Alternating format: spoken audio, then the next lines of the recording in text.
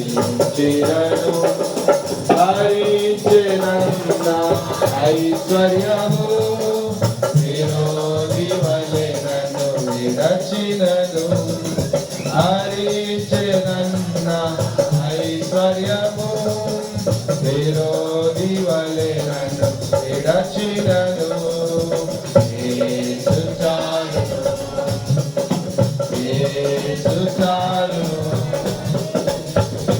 సమయమైన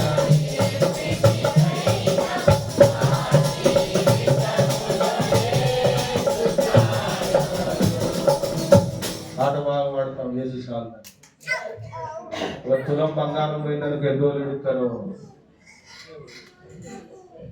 1,00,000 రూపాయలు పోతే ఎడుతా అంటారు కూర్చొని ఏంటిది కారణం అంటే యేసు ప్రభు చాలంటే ఎందుకు ఎడుతావు అదే ఇది అందుకే ఒక సేవకుడు ఆయన ఏమని మాట్లాడు తెలుసా మీరు పాడే యథార్థంగా పాడడం లేదని ఆయన ఏం పడేది సార్ పైసాలును ఏ సమయమైన ఏ స్థితికైనా నా జీవితములో ఉన్నాబాదులో మనోహర్ గారని ఆయన ఇట్లా పడ ఏంటిది కాలం అంటే ప్రభులోను అందుకొరకే దేవుని విడుదల అందుకొరకే ఏ సమయమైనా ఏ స్థితికైనా నా జీవితంలో ఎవరు చాలు అందుకొరకే ఆయన నీ జీవితం అంతటికి చాలిన దేవుడు నీ అవసరాలకు నీ అక్కలకు నీ కొరతలకు నీ సమస్యలకు నీ ఇబ్బందులకు అప్పులకు బాధలకు రోగాలకు ఇంకా ఉద్యోగాలకు ఇంకా నీ జీవిత యాత్రలో ఎన్నో వస్తాయో వాటన్నిటికీ ఎవరు మన ప్రభువు చాలు. తర్వాత 128 కీర్తన 128వ కీర్తన 3వ వచనం నీ లోగిడి నీ భార్య ఫలించు ద్రాక్ష వలివలు నీ భోజన బల చుట్టూ నీ పిల్లలు యెహోవా యందు భయభక్తులు కలిగిన వాడు ఇలాగూ యేసు ప్రభులో కుటుంబానికి కూడా ఆశీర్వాదం ఏంటిది అంటే దేవుని యొక్క మేలు కనుక ప్రభులో ఉన్న ఆశీర్వాదం నీ లోగిట నీ భార్య ఫలించు ద్రాక్ష నీ భోజన బల చుట్టూ పిల్లలు ఒలివ మొక్కలు కదా. ఈనాడు లోకంలో చూడండి కుటుంబాలు ఎన్ని విచ్ఛిన్నమైపోతా ఉన్నాయో చూస్తే చాలా బాధ అనిపిస్తుంది. ఆలోచన చేస్తే ఎంత భయంకరమైన పరిస్థితి. నేను ఒక వార్త ఎన్నో వార్తలు ఉన్నాయి వింటా ఉంటే ఒక ఇద్దరు వివాహం చేసుకున్నారు, వాళ్ళు ఇద్దరు కూడా ఇష్టపడి చేసుకున్నారంట, ఇద్దరు పిల్లలు. అయితే ఆమె ఏదో ఉద్యోగం చేస్తుంది, ఆయన ఏదో కొంచెం తాగుడుకు బాధిత అయినాడు, సంపాదిస్తా వస్తా ఉంది. అయితే ఆమె సంపాదిస్తా ఉంది, ఈయనకేమో ఆమె మీద అనుమానం. ఆఖరికి ఏం చేసినాడంటే కాల్ చేసినాడు. ఈ వినడం మొన్న జరిగింది. కనుక ఏంటి విషయాలంటే ఎన్ని కుటుంబాల్లో నెమ్మది లేదు. యేసు ప్రభులో దేవుని వాక్యం చేత కట్టబడే కుటుంబాలు ఎట్లున్నాయంటే ఇప్పుడు వచ్చిన ప్రకారం నీ లోగిటి నీ భార్య ఫలించు నీ భోజన ఫలించు పిల్లలు ప్రభు సన్నిధిలో నీ పిల్లలు కూడా.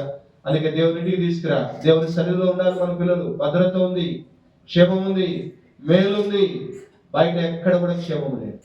బయట ఎక్కడ కూడా నీ పిల్లలు ప్రభు ఇంట్లో ఉన్నారా, ప్రభు వాక్యం ఎదుగుతున్నారా, జాగ్రత్త పడు. ఎంతో నష్టం ఉంది.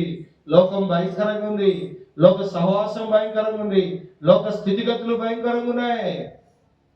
నీ పిల్లలను అందుకే దేవుని వాక్యం చెప్తుంది విలాప వాక్యములు 2:19 నీవు లేచి రేయి మొదటి జామున నీళ్లు కుమ్మరించినట్లు నీ పసిపిల్లల ప్రాణం కొరకు నీ హృదయమును దేవుని సన్నిధిలో ఏం చేయి కాదని చేయి. ఏడు లేకపోతే ఒకరోజు నువ్వు ఏడవాలి, ఒకరోజు నువ్వు ఏడవాలి నీ ఆత్మీయ జీవితంలో. అందుకొరకే ప్రభు బిడ్డలంగా దేవుడు మనకి ఇచ్చిన ఆధిక్యత ఏంటంటే బాలుడు నడవలసిన ప్రభును వానికి నేర్పు. పెద్దవాడైనప్పుడు దాని నుండి చిన్న వయసులోనే ప్రభు మార్గం నేర్పించు. చిన్న వయసులోనే ప్రభు యొక్క ఉద్దేశంలో వాళ్ళు పెరగాలి.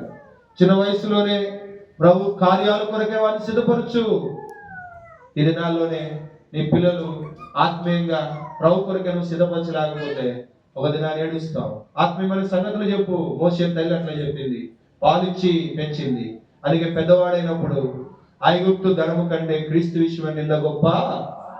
అల్పకాలం పాపభోగం అనిపించిన దేవుని ప్రజలతో ఫరో యొక్క కుమార్తె యొక్క కుమారుడును అనిపించుకోవడానికి ఏం చేయలేదంట, లోకాన్ని ద్వేషించగలిగిన ఆ సామర్థ్యం వచ్చింది. తిమోతి తల్లి విశ్వాసంలో పెంచింది, నిష్కపటమైన విశ్వాసం. అందుకొరకే శక్తిగల పరిశుద్ధ లేఖనాలు నేర్పించింది, వాక్యం నేర్పించింది. సండే స్కూల్లో తిట్టకూడదు, కొట్టకూడదు. వాళ్ళకి ఉట్టిగానే ప్రైజ్ ఇవ్వాలి. మళ్ళీ ఎందుకు మళ్ళీ గొడవ? మందిరాలకు వచ్చి వీళ్ళు నాకు గొడవ ప్రైజ్ లేదని గందరగోళం చేస్తారు. అది కాదు ఆత్మీయంగా కదా. ప్రభు కొరకు పెంచు, ప్రభు వాక్యంలో పెంచు, ప్రభు యొక్క మార్గం